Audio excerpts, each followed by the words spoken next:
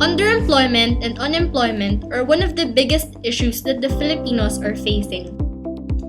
Underemployment looks at how well the labor force is being utilized in terms of skills, experience, and availability to work. These includes those workers that are highly skilled but working in low-paying jobs and part-time workers that would prefer to be full-time. While unemployment is when an individual of working age is not able to get a job but would like to be in a full-time employment. These issues are caused by the overly supply of labor force on popular careers in the Philippines, which leads to Filipinos to migrate and work abroad. Although statistics say that labor migration helps in progressing the economy of the Philippines, underemployment and unemployment still can't be avoided because of lack of education and job opportunities in the country. Ate Maria Fe Jaramilla works as a cashier for a popular food franchise on Taft Avenue.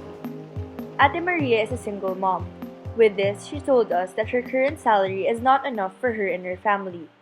Her ideal job is to run her own business because being a cashier isn't an easy job for Ate Maria. There are very few cashiers to help her control the stall and organize deliveries.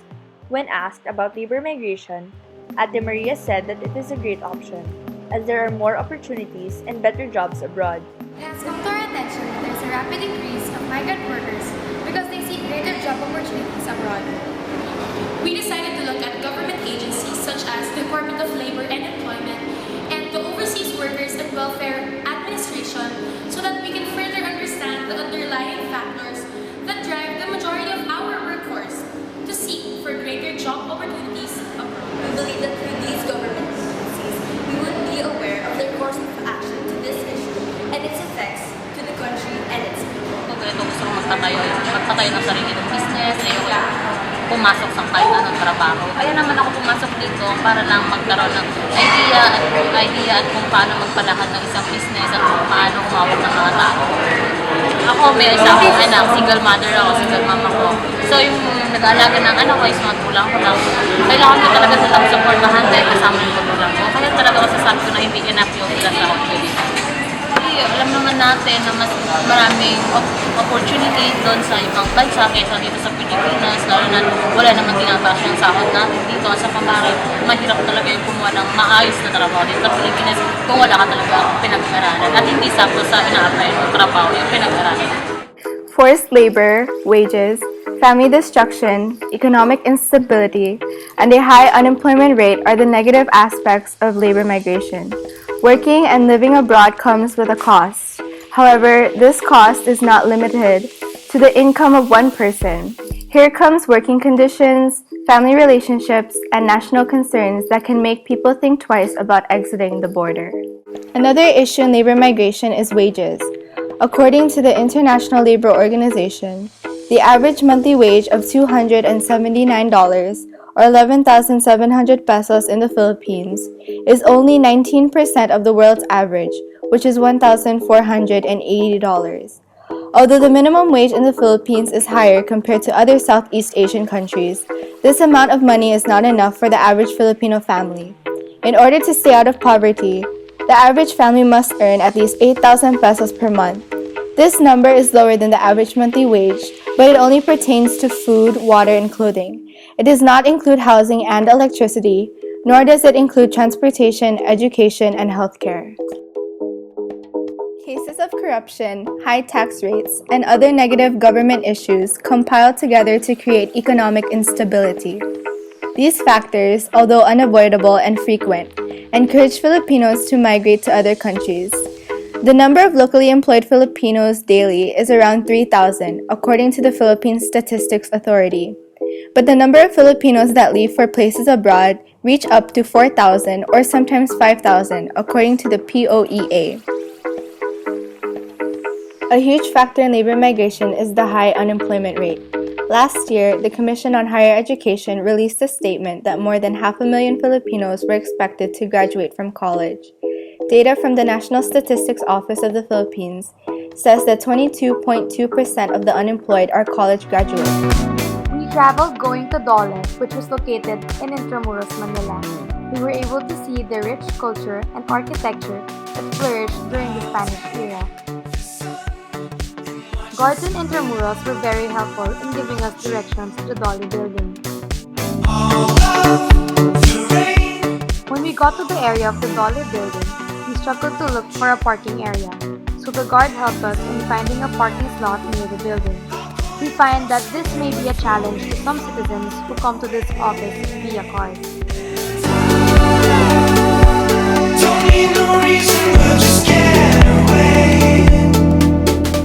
We were directed to the 6th floor by the very cheerful guard.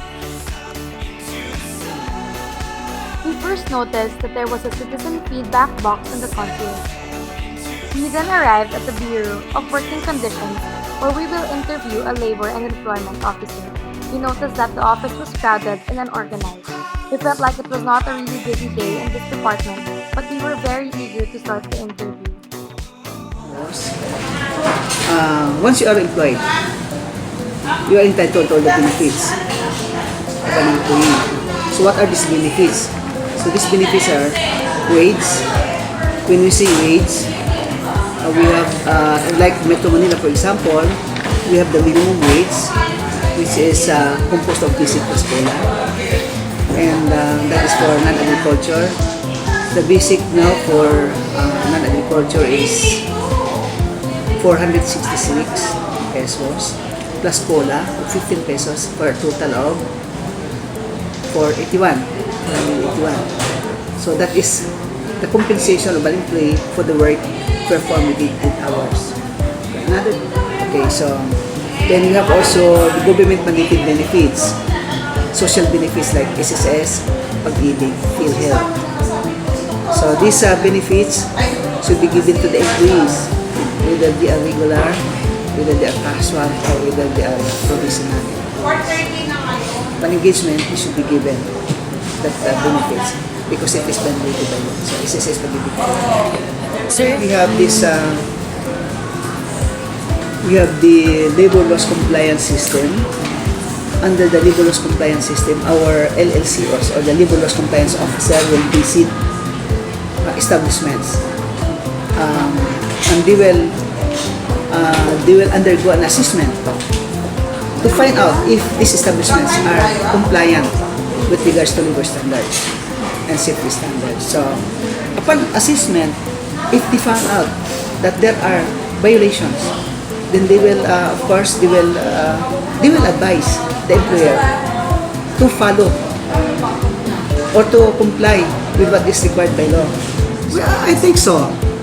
Kasi if you compare the compensation when they work abroad as compared to here in the Philippines, generally it's much bigger when we work abroad kasi the payment will be on dollars, yes, or on the currency of the receiving country. Well, primary consideration of the workers why they go out of the country to employ abroad is monetary. Okay. When we say monetary, what I'm trying to say is that the compensation that they will receive from other countries is much better than what we'll be receiving here in the Philippines. So that is, I think that is the primary consideration why they want to go abroad. However, if our country, if our leaders will be able to provide more jobs and more benefits to our workers, well, I think some of our migrant workers will think twice before going abroad. We hope that each Filipino worker would find the right job suitable to their interests and their fields of expertise in order to contribute to the Philippine economy either by working locally or working abroad.